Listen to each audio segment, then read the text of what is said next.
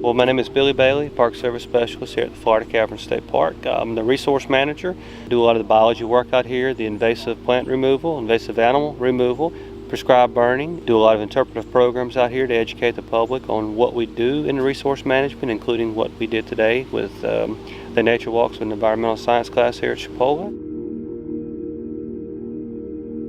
Each semester with Chipola, with the environmental science class, we try to bring the students out to the park and take them on basically a nature walk.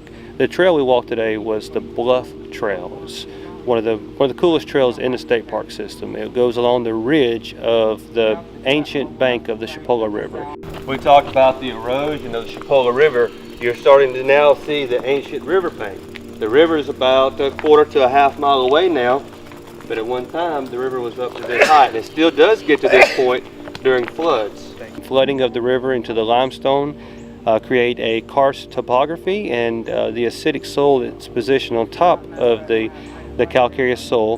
That mixture gives us a very unique blend of trees here. The forest itself is an upland hardwood forest, also called a Beech Magnolia forest.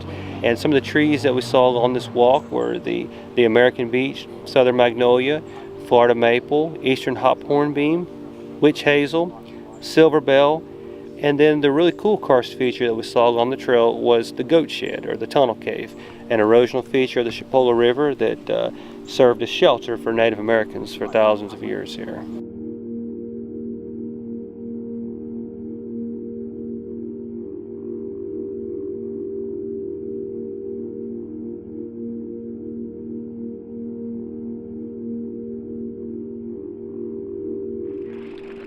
This is a grapevine.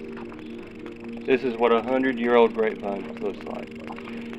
In natural communities, a grapevine is typically kept in check by fire.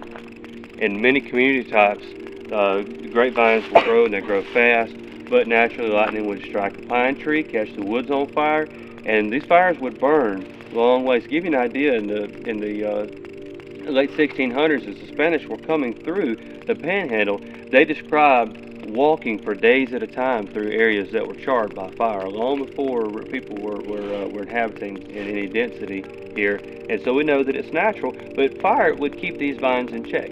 Every so often a fire would sweep through and it would reduce them and they'd have to start back over again. Well, you're in an upland hardwood forest here, we talked a little bit earlier, doesn't have a very high level of porogeny or fire dependency, and so this grapevine here is able to pretty much grow indefinitely. It'll grow until there's no more trees.